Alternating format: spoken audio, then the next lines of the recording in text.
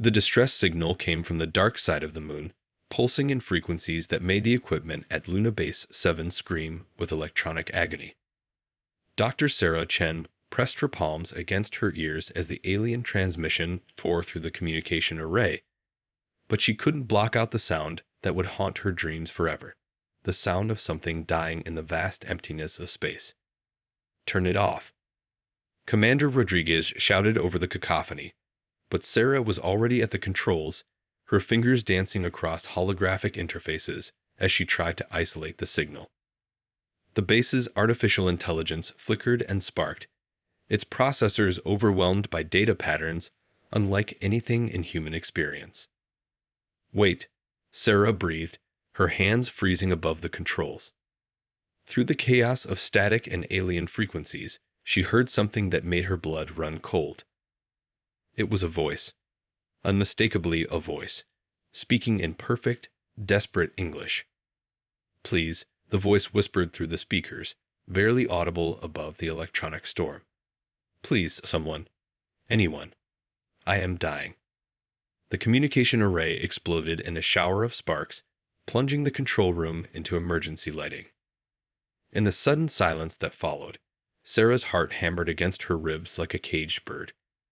She had been the head of xenolinguistics at Luna Base for 3 years, preparing for the day humanity might encounter alien intelligence. She had studied every theoretical model, every possible scenario, but nothing had prepared her for this. A dying alien speaking her language, calling out into the void. "Did everyone hear that?" Rodriguez asked, his voice tight with controlled panic.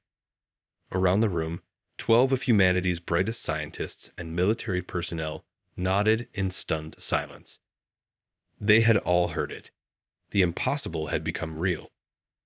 Sarah's hands shook as she rerouted power to the backup communication system. The signal originated from Sector 77 Alpha, she reported, surprised by how steady her voice sounded. Distance approximately 40,000 kilometers, moving toward Luna's surface. "Moving?" Lieutenant Hayes asked from the sensor station. "You mean it's a ship?" Sarah's fingers flew across the controls, pulling up gravitational readings and electromagnetic signatures. The data that scrolled across her screen defied everything she knew about physics. "Not a ship," she whispered. It's falling. Whatever it is, it's crashing." The base shuddered as something massive impacted the lunar surface. Dust and debris rained down from the ceiling, and the lights flickered ominously. Through the reinforced viewing port, Sarah watched a pillar of dust rise from the moon's horizon, glowing eerily in the reflected light of Earth. "Rescue teams, prep for immediate deployment," Rodriguez commanded, but Sarah was already suiting up. She had trained for this moment her entire career, first contact with an alien species. She wouldn't miss it for anything, even if it meant racing toward a crash site where something was dying. The journey across the lunar surface took 47 minutes in the all-terrain rover. Sarah rode in the passenger seat, monitoring communication frequencies and hoping desperately to hear that voice again. Beside her, Rodriguez piloted with grim determination while behind them, a full medical and scientific team prepared for the unknown. The crash site appeared suddenly over a ridge, a crater nearly a kilometer wide, glowing with strange bioluminescent patterns that pulsed like a heartbeat. At its center lay something that made Sarah's mind struggle to process what she was seeing. It wasn't a ship. It was alive. The creature, for lack of a better word, stretched nearly 200 meters across the crater floor. Its body was translucent, like living crystal, shot through with veins of light that dimmed and brightened in a rhythm that reminded Sarah of breathing. Sections of its form had been torn away in the crash, revealing internal structures that looked both organic and technological. "My God," whispered Dr. Martinez, the team's xenobiologist. "Is it a ship or a creature?" "Both," Sarah breathed, stepping closer to the crater's edge. "It's both." That's when she heard the voice again, clearer now, transmitted through her suit's radio with heartbreaking clarity. "Please. I know you were there. I can feel your electromagnetic signatures. Please do not fear me. Sarah's teammates froze, their faces pale behind their helmet visors. She activated her external speakers with trembling fingers. We can hear you. Are you hurt? Can we help you? The creature's lights pulsed brighter, and Sarah felt something she couldn't explain. A warmth in her chest. A sensation of profound sadness that wasn't entirely her own. I am dying, human Sarah Chen. Sarah stumbled backward. How do you know my name? I have been monitoring your transmissions for many cycles. I learned your language, your customs, your names. I hoped. I prayed to find compassion among your kind. I am Zixthera of the Melthuri Collective. My species is extinct. My husband is dead. My world is ash. The weight of those words hit Sarah like a physical blow. She was speaking to the last survivor of an entire civilization, a widow whose pain transcended species and understanding. But I am not alone, Zixthera continued, her voice growing weaker. I carry with me 3 young ones. 3 orphaned children of my kind. I cannot survive your atmosphere or gravity, but they can adapt. They must survive. Sarah's breath caught in her throat. Children. They are small now, helpless. They need care, love, guidance.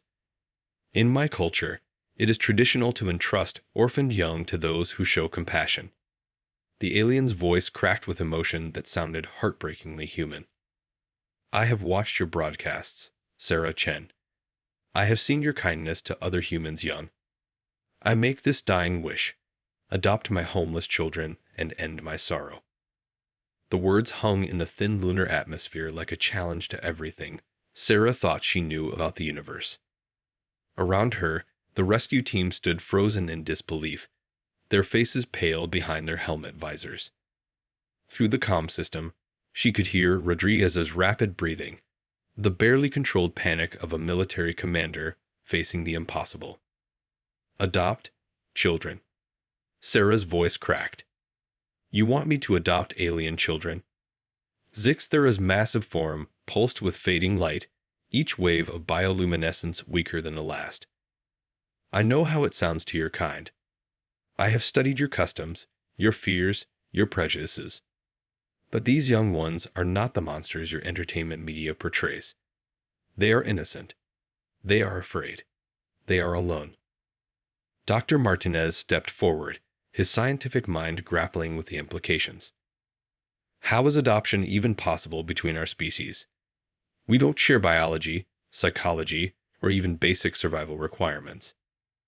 The dying alien's response came with a sound that could only be described as laughter, bitter, exhausted, but unmistakably amused. Your science understands so little about the universe, Dr. Martinez. The Melthuri has studied consciousness for millennia. Love is not bound by DNA. Family is not defined by flesh. Sarah found herself walking down into the crater, her boots crunching on crystalline debris that sparkled like broken stars. Show me, she whispered. Show me your children. Zixthera's body rippled, and sections of her translucent form became transparent. Inside her massive torso, Sarah could see 3 small forms floating in a luminous fluid, creatures no larger than human infants, but with an otherworldly beauty that took her breath away. They moved with fluid grace, their tiny bodies shifting between states that seemed both liquid and solid. They are shapeshifters, Zixthera explained, her voice growing weaker with each word. In their natural state, they can adapt to any environment, mimic any form. They survived our world's destruction because they learned to become living shadows, hiding in the spaces between reality. But they are still children. They need guidance to control their abilities, love to understand their place in existence. Sarah pressed her gloved hand against her helmet, wishing she could touch the alien mother's dying form. How long do they live? What do they eat? What do they need to survive? They are nearly immortal if properly cared for. They consume energy directly, light, heat, electrical current. They learn through emotional connection and telepathic bonding. Most importantly, they need someone to love them, to show them what it means to be more than mere survival instincts. Rodriguez's voice crackled through the calm. Dr. Chen, we need to discuss this rationally. We can't make decisions about alien custody on Luna's surface. There are protocols, procedures. Your protocols, Zexthera interrupted, her mental voice somehow reaching all of them simultaneously, cannot address the reality of a dying mother's love. I have perhaps an hour before my life force fails completely. When I die, these children will be alone in a universe that destroyed their kind. They will either find a home with you, Sarah Chen, or they will drift through space until madness takes them. The emotional weight of that statement hit Sarah like a tsunami. She had lost her own mother to cancer 3 years ago, had felt the crushing loneliness of being truly alone in the universe. The idea of 3 innocent beings experiencing that isolation on a cosmic scale was unbearable. Why me specifically? Sarah asked. Why not the entire human race? Why not scientists who specialize in child development? Zixthera's form pulsed with what might have been affection. Because you speak to your dead mother every night through your personal communication logs. Because you volunteer at the Earth orbital orphanages during your leave time. Because when you saw the stray lunar mining drone caught in a magnetic storm last month, you risked your life to save artificial intelligence that most humans consider disposable. Sarah's teammates stared at her in surprise. She had never mentioned those personal details to anyone on the base. The fact that this dying alien had observed her private moments of grief and compassion felt like being seen for the first time in her life. I don't know how to be a mother, Sarah whispered. I don't know how to be a mother to human children, let alone. Neither did I, Zixthera replied gently. When these 3 came to me as refugees from the war, I was a scholar, not a caregiver. But love teaches us what we need to know. Love makes us more than we believed possible. The alien mother's body began to fade, becoming more transparent with each passing moment. Please, Sarah Chen. I am not asking you to save my species. That is beyond anyone's power now. I am asking you to save 3 children who have already lost everything once. Do not let them lose hope as well. Sarah closed her eyes, feeling the weight of the decision pressing down on her like the gravity of Earth itself. When she opened them again, she could see the 3 small forms inside Zixthera more clearly. They seemed to be sleeping, but their bodies pulsed with the same rhythm as their dying guardian's heart. If I say yes, Sarah said slowly, what happens next? How do I care for beings I don't understand? They will teach you, as all children teach their parents. You will learn together. But first, you must choose. Will you open your heart to 3 souls who have no one else in the universe? The silence stretched across the lunar landscape like an eternity. Sarah could hear her own heartbeat in her helmet, could feel the eyes of her teammates on her, could sense the cosmic weight of this moment. Somewhere above them, Earth turned in its orbit, unaware that the future of human-alien relations rested on the shoulders of one grieving xenolinguist. What are their names? Sarah asked quietly. Zixthera's dying light brightened one last time. Lyra, Echo, and Zephyr. They chose human names from your music databases. They were hoping for this day. Sarah felt tears streaming down her face inside her helmet. Then yes, she whispered. Yes, I'll adopt them.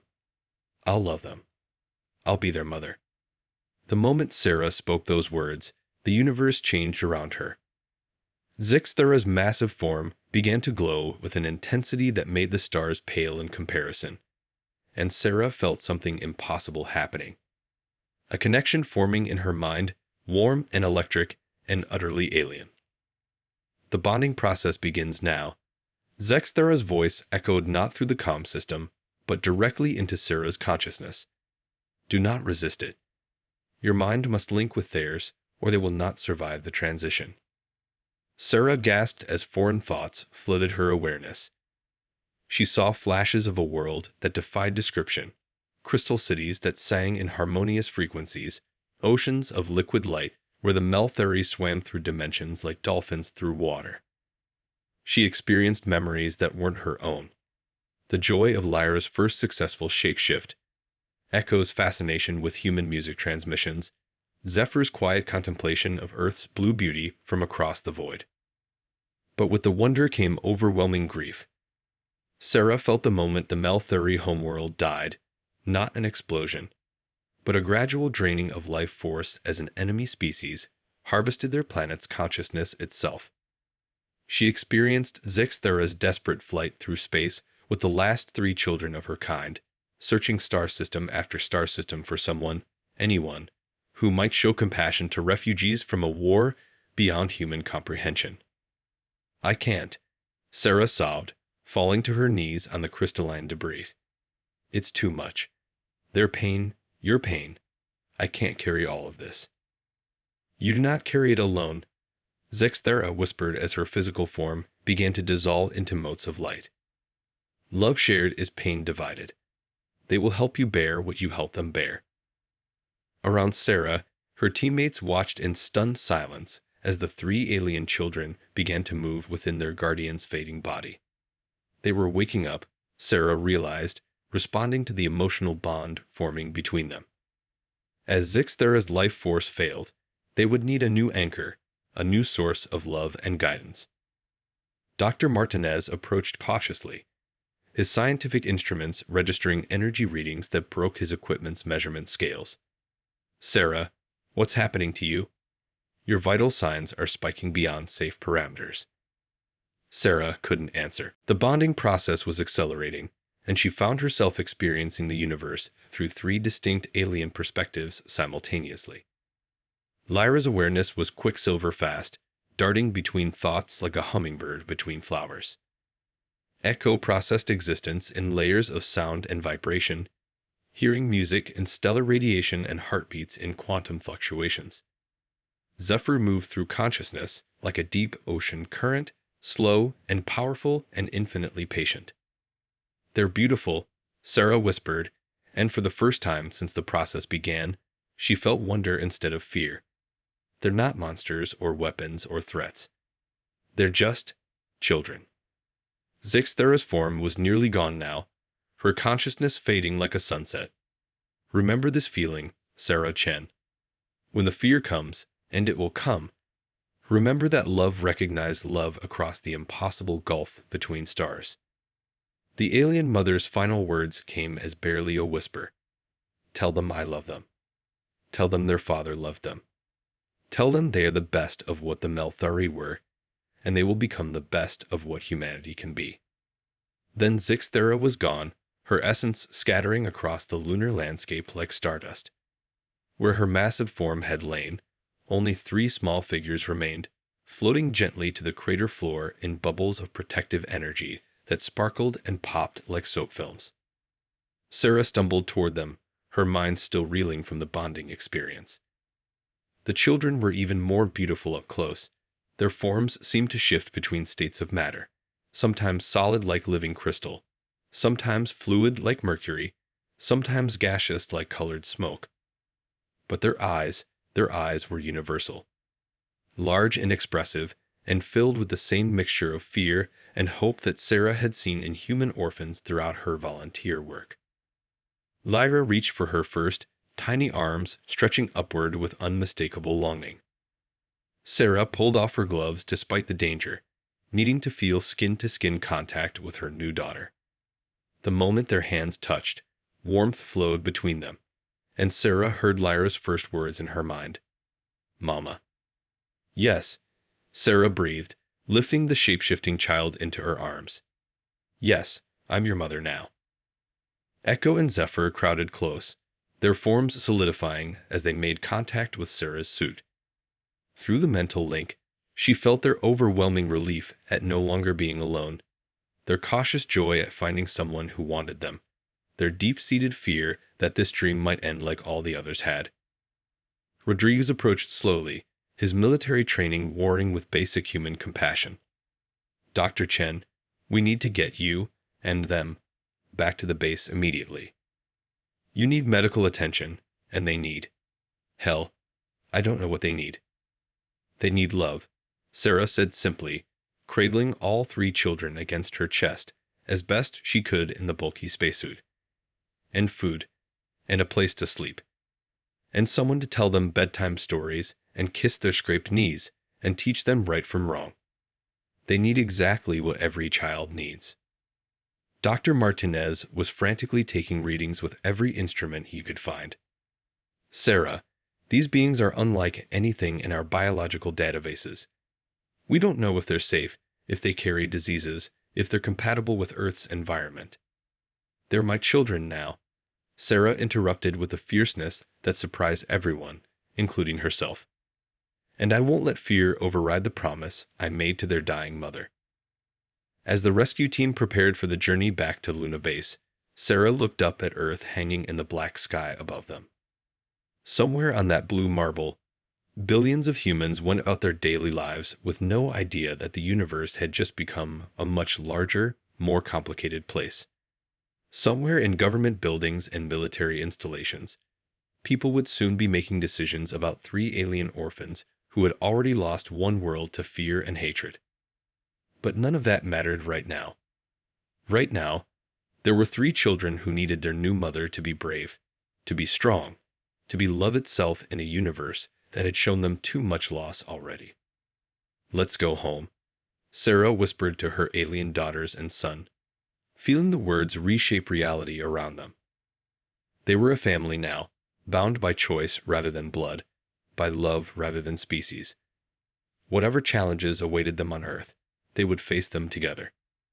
The journey back to Luna Base began with Sarah Chen carrying 3 shape-shifting children across the surface of the moon, while above them, Earth spun on its axis, unaware that the age of humanity alone had ended forever. The quarantine facility at Luna Base 7 was never designed to house alien children, but within 6 hours of returning from the crash site, Sarah found herself in a sterile white room watching Lyra, Echo, and Zephyr explore their new temporary home with cautious curiosity. The base's medical team had insisted on isolation protocols, despite Sarah's increasingly vocal protests that the children needed comfort, not imprisonment. Their cellular structure is completely unlike anything we've encountered, Dr. Martinez explained through the intercom, his voice tight with scientific excitement and barely controlled fear. They seem to exist in multiple states of matter simultaneously. Our instruments can't even determine if they have DNA in any recognizable form. Sarah sat on the floor beside her new children, watching as Echo experimented with changing her form to match the room's white walls, becoming nearly invisible except for her expressive eyes. They're not specimens, Sarah said firmly. They're traumatized children who just lost their mother and their entire species. They need stability and love, not medical experiments. Through the mental link that had formed during the bonding process, Sarah could feel the children's emotions as clearly as her own. Lyra was anxious, her quicksilver thoughts racing between worry about the strange new environment and desperate hope that Sarah wouldn't abandon them. Zephyr moved through deep currents of grief, processing the magnitude of their loss with an ancient patience that seemed impossible in such a young being. Echo kept trying to make herself smaller, less noticeable, as if her very existence might provoke rejection. "Listen to me," Sarah whispered, gathering all 3 children close to her. Through their shared mental connection, she projected feelings of safety, permanence, and unconditional love. "You are home now. I am your mother, and I will never let anyone hurt you or take you away from me." Commander Rodriguez's voice crackled through the intercom. "Dr. Chen, we've received communication from Earth Command. They're sending a xenobiology team to take custody of the subjects." "The children," Sarah corrected sharply. "They have names, Commander. Lyra, Echo, and Zephyr. They're not subjects or specimens or weapons or threats. They're my daughters and son." "Sarah," Dr. Martinez's voice was gentle but firm, "you need to understand the bigger picture here. These beings represent first contact with an alien species. The scientific and military implications are enormous. personal feelings can't override planetary security concerns. Sarah felt the children's terror spike through their mental link as they sensed the adults' discussion about their fate. Lyra began to cry, a sound like wind chimes in a hurricane that made Sarah's heart break. Echo tried to make herself completely invisible, while Zephyr's form became denser, more solid, as if preparing for a fight. "Look at them," Sarah said, standing and facing the observation window where her colleagues watched with a mixture of fascination and fear. "Look at how they're reacting right now. They understand every word you're saying. They know you're talking about separating us, about treating them like objects instead of beings with feelings and rights." Through the intercom, she could hear heated discussion among the base personnel. Some voices argued for immediate transfer to Earth's military research facilities. Others supported extended observation and study. But Sarah heard no one advocating for what the children actually needed: a home, a family, and the chance to grieve their losses in safety. That's when Zephyr surprised everyone by speaking aloud for the first time, his voice a perfect mimicry of Commander Rodriguez's tone and cadence. "You fear us because we are different, but we fear you because you have forgotten how to love what you do not understand." The observation room fell silent. Through their mental link, Sarah felt Zephyr's profound sadness at having to voice such an adult truth in a child's desperate situation. "How did he learn to speak like that?" Dr. Hayes whispered. "We learned by listening," Echo added, her voice a perfect reproduction of Dr. Martinez's earlier words, but filled with childlike vulnerability. "We have been listening to your communications for many cycles. We know you have children of your own. We know you love them. Why can we not be loved too?" Sarah felt tears streaming down her face as Lyra joined her siblings, her voice shifting between multiple tones as she spoke. "We did not choose to be the last. We did not choose to lose our world, our parents, our people. We only chose to hope that somewhere in the universe, someone might want us." The silence that followed was deafening. Through the observation window, Sarah could see her colleagues struggling with the emotional impact of hearing 3 orphaned children plead for their right to exist as more than scientific curiosities. Dr. Martinez was the first to speak, his voice hoarse with suppressed emotion. "Sarah, even if we wanted to support your decision to adopt them, the legal framework doesn't exist. How do you adopt beings that aren't recognized as persons under human law? How do you raise children whose biology we don't understand? What happens when they grow up? What happens if there are others of their kind still out there?" "We face those challenges as a family," Sarah replied. "The same way every family faces the unknown future, with love, patience, and faith that we'll figure it out together." Lyra tugged on Sarah's sleeve, her form shimmering between states as she struggled with intense emotion. Through their mental link, Sarah felt her daughter's desperate need to contribute something, anything, that might convince the adults to let them stay together. "We can help," Lyra said, her voice small but determined. "We learned about your species by watching your transmissions. We know you struggle with diseases we could cure, technologies we could share, questions about the universe we could answer. We do not wish to be burdens. We wish to be family." Echo stepped forward, her form solidifying into an almost perfect human appearance. A small girl with Sarah's hair color and facial features, but with eyes that held the depth of space itself. "We can become whatever form makes you most comfortable. We can be human children, if that is what you need us to be." "No," Sarah said firmly, kneeling to meet Echo's eyes. "You don't need to be human to be loved. You don't need to hide who you are to deserve a family. I fell in love with 3 Malthuri children, and that's exactly who I want you to be, today, tomorrow, and always." The mental link between them flared with joy so intense it made Sarah dizzy. For the first time since their mother's death, the children felt truly seen, truly accepted for their alien nature rather than despite it. Through the intercom, Commander Rodriguez's voice was thick with emotion he was trying hard to hide. "The transport from Earth arrives in 18 hours. Until then, Dr. Chen, You have my permission to spend time with Lyra, Echo, and Zephyr in whatever capacity you feel is appropriate. It wasn't the victory Sarah wanted, but it was 18 hours more than she'd feared.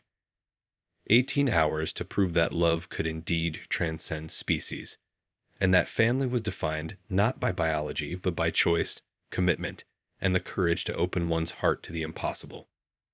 The transport from Earth arrived exactly on schedule, bringing with it a team of xenobiologists, military officials, and lawyers whose combined presence transformed Luna Base 7 into a battlefield of bureaucracy and science. Sarah stood in the observation deck, watching the shuttle dock while her 3 alien children slept fitfully in the quarantine room below, their forms flickering between states as they processed anxiety through their shape-shifting abilities. Dr. Elena Vasquez, Earth's leading xenobiologist, strode through the base corridors with the confidence of someone accustomed to being the smartest person in the room. Sarah had read her papers, admired her work on extremophile organisms, but now she watched the woman's approach with the protective fury of a mother facing a threat to her children. Dr. Chen, Vasquez said without preamble, I've reviewed the initial reports. What you've done here is unprecedented and, frankly, dangerous. These entities represent our first contact with alien intelligence. They require systematic study in a controlled environment, not emotional attachment from untrained personnel. Sarah's hands clenched into fists at her sides. Those entities are 3 orphan children named Lyra, Echo, and Zephyr. They've already been traumatized by losing their entire species. Now you want to traumatize them further by treating them like lab rats? I want to understand them. Vasquez replied coolly. Their biology, their psychology, their capabilities, their potential threat level. The fact that they've bonded with you could be a form of alien manipulation or mental control. We need to know if you're still thinking clearly. Through the mental link she shared with the children, Sarah felt them awakening below, their emotions spiking with fear as they sensed the tension in the base. Lyra's Quicksilver thoughts raced with panic. Echo began trying to make herself invisible again, and Zephyr's ancient patience gave way to protective anger that surprised Sarah with its intensity. They're not manipulating me, Sarah said firmly. The bond we share is based on love and mutual need. It's no different from the bond between any parent and child, except that it's telepathic rather than purely emotional. General Morrison, the military representative, stepped forward with the bearing of a man accustomed to making hard decisions. Dr. Chen, with respect, you've had less than 24 hours with these beings. You can't possibly claim to understand their true nature or intentions. What if they're advanced scouts? What if their species isn't really extinct? What if this entire scenario is designed to get alien operatives inside human society? Sarah felt a flash of rage so intense it made her vision blur. Their mother died in my arms after begging me to save her children. I felt her grief, her love, her desperation through our mental link. No species capable of that level of emotion and sacrifice would use orphan children as weapons. You felt what you were allowed to feel. Dr. Vasquez interjected. Alien psychology is by definition incomprehensible to human minds. What you interpret as love and grief could be sophisticated manipulation designed to exploit our natural protective instincts toward young. That's when the children themselves entered the conversation, their voices carrying through the base's intercom system with perfect clarity. Zephyr spoke first, his tone carrying the weight of ancient wisdom. Dr. Vasquez, your fear makes you cruel. You project deception onto us because you cannot imagine intelligence different from your own. Echo's voice followed, shifting between multiple harmonics. General Morrison, we are the last 3 members of our species. If we were scouts for an invasion, who would we be scouting for? The dead cannot wage war. Lyra's Quicksilver thoughts translated into rapid speech. We do not wish to be your enemies or your subjects. We wish only to be loved and to love in return. Is this so dangerous to your kind? The silence that followed was profound. Through the observation windows, Sarah could see the Earth delegation staring at monitor screens, their faces reflecting a mixture of wonder and terror at hearing alien children speak with such eloquence and pain. Dr. Vasquez recovered first, her scientific training overriding her emotional response. Fascinating. They demonstrate advanced cognitive abilities and sophisticated understanding of human psychology. This makes them even more important to study comprehensively. This makes them even more important to protect, Sarah countered. They're not specimens, Dr. Vasquez. They're refugees from a cosmic genocide. They need healing, not dissection. General Morrison consulted his tablet, reviewing what Sarah assumed were classified protocols for first contact scenarios. Dr. Chen, I understand your emotional investment, but we have procedures for situations like this. The beings will be transferred to the Titan Research Station for comprehensive evaluation. Once we understand their capabilities and confirm they pose no threat, we can discuss alternative arrangements. Titan Research Station. Sarah's blood ran cold. She knew about Titan, a black site facility in the outer system, where Earth's government conducted its most classified experiments. That's a prison, not a research center. You're talking about locking up 3 children in isolation for years. We're talking about protecting humanity while gathering crucial intelligence about alien capabilities. Morrison replied. The decision has been made at the highest levels. The beings will be transferred within the hour. Through the mental link, Sarah felt the children's terror spiked to overwhelming levels. Lyra began crying again, her form becoming increasingly unstable as her emotions overwhelmed her shape-shifting control. Echo tried to fade from existence entirely, while Zephyr's anger built toward what felt like an explosive release. Please, Sarah begged, abandoning pride and protocol in favor of desperate honesty. Give me a chance to prove that they're not a threat. Let me take them to Earth, raise them in a normal environment under observation if necessary. Let them experience love and family and childhood before you decide their fate. Dr. Vasquez shook her head. Dr. Chen, you're allowing personal feelings to override scientific necessity. These beings could hold the key to technologies beyond our imagination, or they could represent a threat beyond our comprehension. Either way, they're too important to risk on an emotional experiment. That's when something unexpected happened.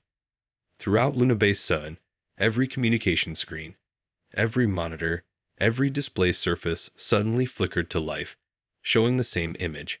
3 small figures huddled together in the quarantine room, their forms shifting between alien beauty and heartbreakingly human vulnerability. Zephyr's voice echoed from every speaker in the vase. We will not go to your prison. We will not be separated from our mother.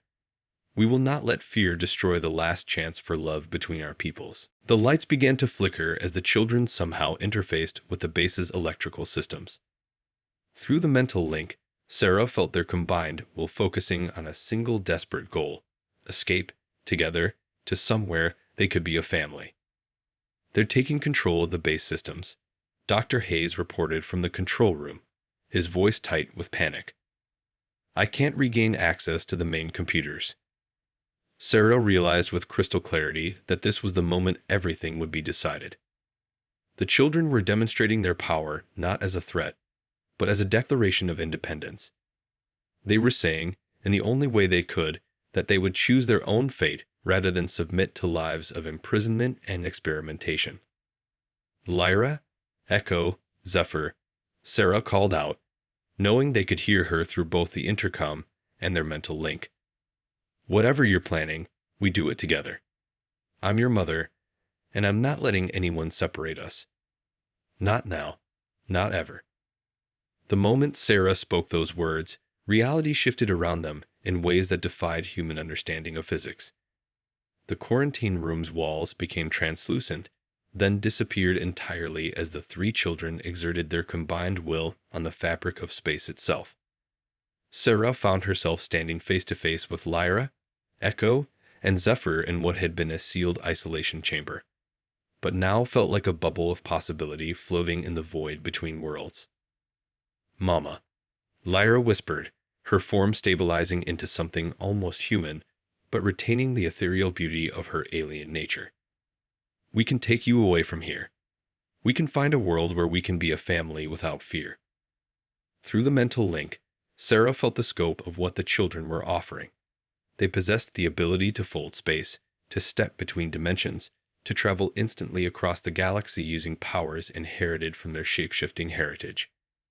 They could escape Luna Base, escape human space entirely, and find sanctuary among the stars. But Sarah also felt something else through their connection, the bone-deep exhaustion that using such power cost them, and the growing instability in their forms as they pushed their abilities beyond safe limits. They were children, traumatized and grieving, burning through their life force to protect the only family they had left. No, Sarah said gently, reaching out to touch each of their faces. We don't run from fear. We face it together and show them that love is stronger. Outside their bubble of distorted space, she could see the Earth delegation and Luna Base personnel frozen in tableau, their faces locked in expressions of terror and wonder. Time itself seemed suspended around the children's display of power. But they want to take us away, Echo said, her voice harmonizing with frequencies that made the air itself sing. They want to lock us in darkness and study us like broken machines. Then we'll prove them wrong, Sarah replied. We'll show them that 3 alien children can become part of human society, that they can contribute and belong and be loved just like any other kids. Zephyr's ancient patience flickered with doubt. And if they refuse to listen? If they choose fear over understanding? Sarah smiled, feeling a certainty settle over her that surprised her with its strength. Then we make them listen. But we do it the right way, through law, through public opinion, through demonstrating that family love transcends species. We don't hide from humanity, we join it. The children's combined power began to fluctuate as they considered her words. Through their link, Sarah felt their desperate longing for normalcy warring with their equally desperate need for safety. That's when Dr. Vasquez's voice cut through their suspended moment, transmitted somehow through the children's own manipulation of the base's systems. Incredible. They're not just shapeshifters, they're reality manipulators. The energy readings are off every scale we have. Which makes them even more dangerous. General Morrison's voice followed. If they can do this when they're children, what happens when they reach full maturity? Sarah felt the children's forms begin to destabilize as fear and anger overwhelmed their control. The bubble of altered space around them started to collapse, threatening to tear apart both the base and everyone in it. Listen to me, Sarah said urgently, gathering all 3 children close to her. You are not dangerous. You are not weapons. You are not threats. You are Lyra, who dreams in colors that don't exist in any human language. You are Echo, who hears the music of stellar formations and tries to sing it back to the universe. You are Zephyr, who carries the wisdom of 1,000 generations in a heart that still knows how to hope. As she spoke, the children's forms began to stabilize. Their power settled into something less chaotic, more controlled. The bubble of distorted space became transparent, allowing the base personnel to see them clearly without the barrier of walls or observation windows. You want to study them. Sarah called out to the Earth delegation, her voice carrying to every corner of the base through the children's continued interface with the communication systems. Then study this. Study how 3 orphan children chose love over revenge, hope over despair, family over isolation. Study how they use their incredible power not to harm or conquer, but to protect the only person who showed them kindness. She stood up slowly, still holding her 3 alien children, and faced the assembled humans with the fierce protectiveness of a mother defending her young. Dr. Vasquez, General Morrison, all of you, look at them. Really look at them. They're not specimens or threats or weapons.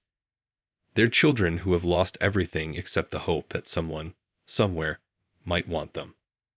Through the mental link, Sarah projected her own memories of the past day, the moment she first heard Zixtara's dying plea, the overwhelming grief of feeling an entire species extinction, the pure joy of three young minds reaching out for connection and love. She shared it all through the children's telepathic abilities, forcing the humans to experience firsthand what the family had lived through. The effect was immediate and profound.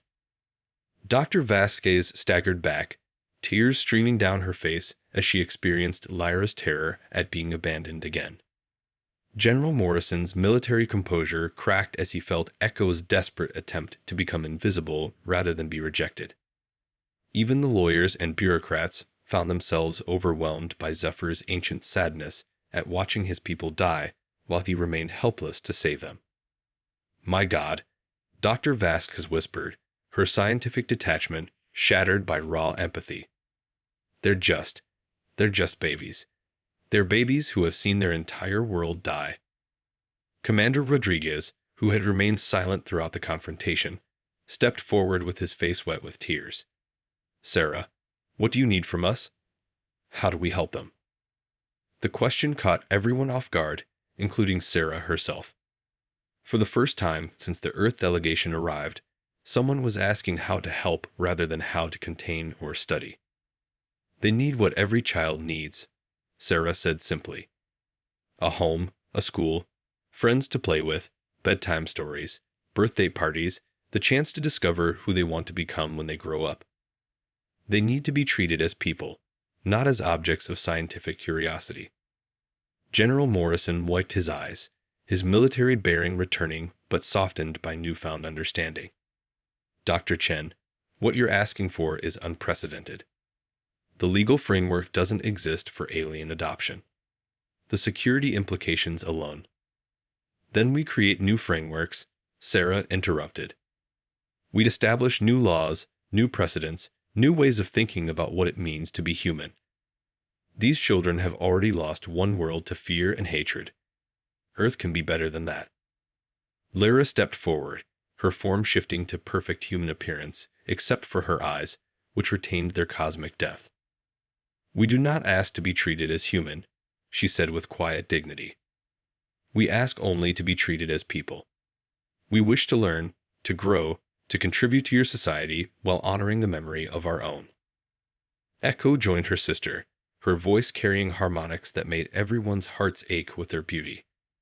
"We have gifts to share, knowledge of the universe, technologies that could heal your world, perspectives that could expand your understanding of existence itself. But first, we need to know that we are wanted, not just useful."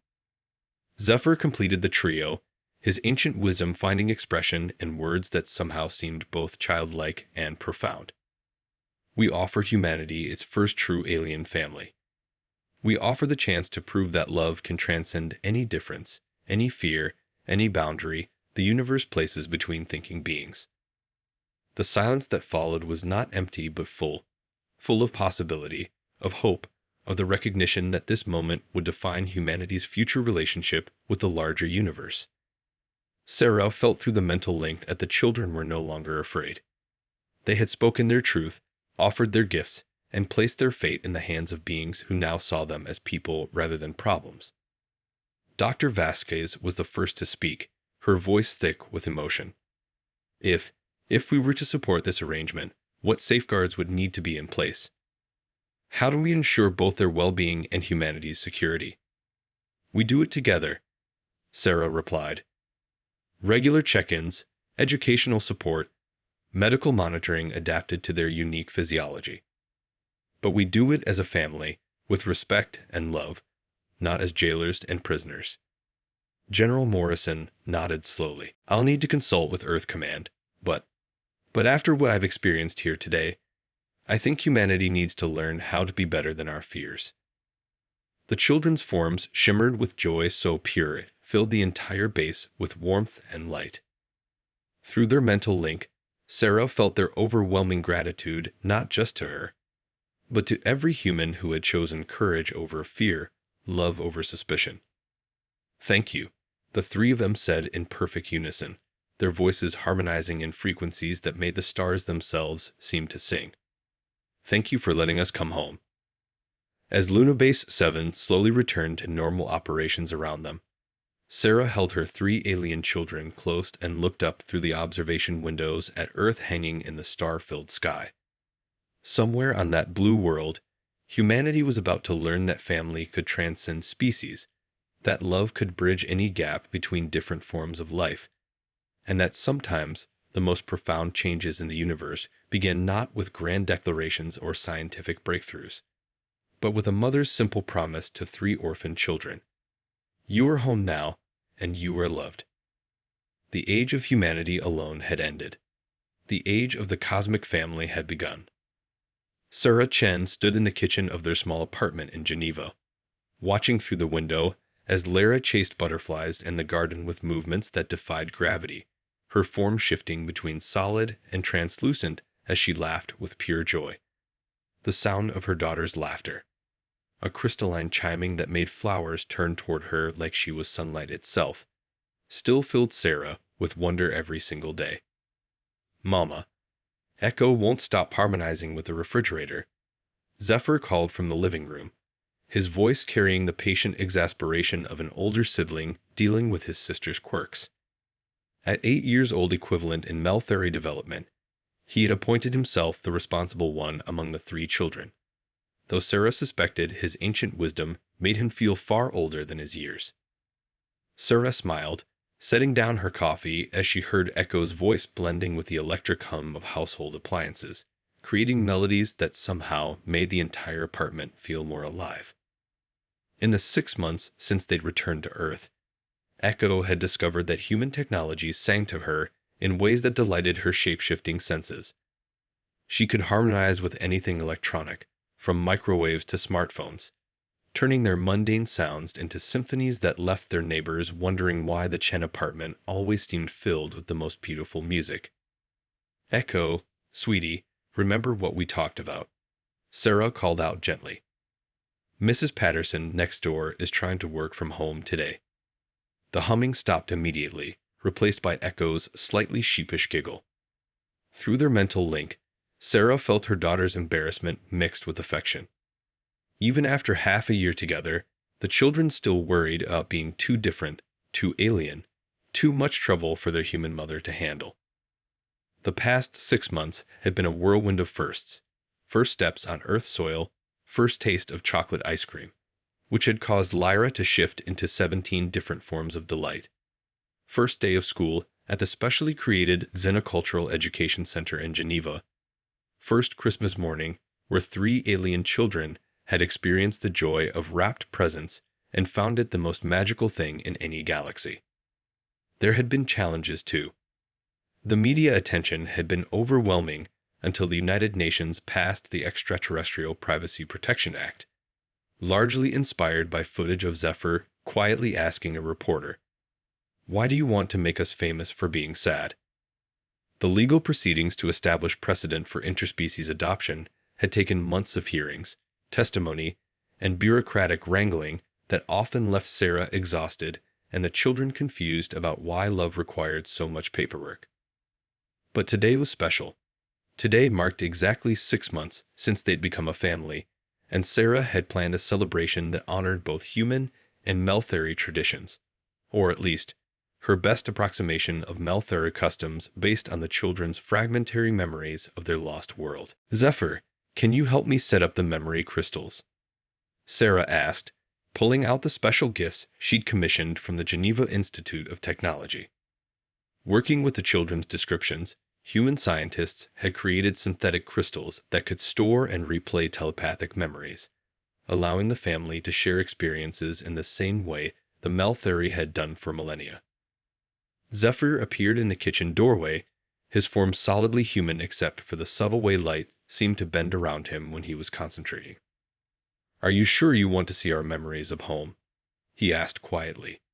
"Some of them are very sad." Sarah knelt down to meet his eyes that held depths she was still learning to navigate after 6 months of being his mother. "All families have sad memories, sweetheart. But they also have beautiful ones. And sharing both kinds is what makes us stronger together." Through the mental link, she felt his gratitude and love, but also his lingering worry about burdening her with his pain. It was something all three children struggled with. The fear that their alien nature, their traumatic past, their very existence might be too much for one human woman to handle. "You know what I've learned in the past 6 months?" Sarah said, gathering Zephyr into a hug that he returned with the desperate intensity of a child who had learned not to take affection for granted. "I've learned that love doesn't have limits. It doesn't run out or get used up or break under pressure. The more we share, joy, sadness, fear, hope, the stronger it gets." Lyra burst through the kitchen door in a flutter of shifting forms, her excitement making her appearance cycle rapidly between human, translucent crystal, and something that looked like living starlight. "Mama, Mama. The butterflies are singing back to me. They're making music with their wings." Sarah felt her heart swell with the same wonder she experienced dozens of times each day living with her alien children. They saw the universe differently than humans, found magic in things she had never noticed, and their joy was so pure it transformed everything around them. "That's because you're listening with your heart," Sarah told Lyra, smoothing her daughter's hair as it shifted from brown to silver to something that looked like captured moonlight. "The butterflies have always been singing. You just know how to hear them." Echo wandered into the kitchen, her form solidly human except for the way sound waves seemed to ripple visibly around her when she moved. "Are we really going to share the deep memories today?" she asked, her voice carrying harmonics of hope and nervousness. "Only if you want to," Sarah assured her. "This is your celebration too. We do what feels right for our family." The three children exchanged glances, communicating in the rapid telepathic shorthand they developed among themselves. Sarah felt the edges of their conversation through their shared link, excitement about showing her their world, nervousness about her reaction to some of their darker memories, and overwhelming love for the human woman who had become their anchor in a frightening universe. "We want you to see," Lyra said finally, speaking for all three of them. "We want you to know where we came from so you can understand who we're becoming." Sarah nodded, feeling tears prick her eyes as she always did when confronted with their courage. These children had lost everything: their world, their people, their birth mother, and yet they chose again and again to be vulnerable, to trust, to hope that love would be enough to bridge any gap between different forms of life. "Then let's see it all together," Sarah said, activating the memory crystals. "The beautiful and the sad, the familiar and the strange. Let's see your world through your eyes, and let me show you Earth through mine." As the crystals began to glow, filling the kitchen with soft light that seemed to pulse with the rhythm of distant heartbeats, Sarah felt the mental link between her and her children deepen and expand. For the next hour, they would share not just memories, but the essence of two different worlds, two different ways of experiencing existence, bound together by the simple miracle of a family that had chosen love over fear. Through the window, the butterflies continued their dance in the garden, their wings catching sunlight and transforming it into something that might have been music, might have been magic, or might simply have been the universe's way of celebrating the fact that somewhere in Geneva, three alien children and their human mother were proving that family could transcend any boundary the cosmos placed between different forms of life. The memory crystals flared brighter, and Sarah Chen closed her eyes, ready to see the universe through the eyes of her shape-shifting children, ready to share her own world with beings who had traveled across the stars to find home in her heart.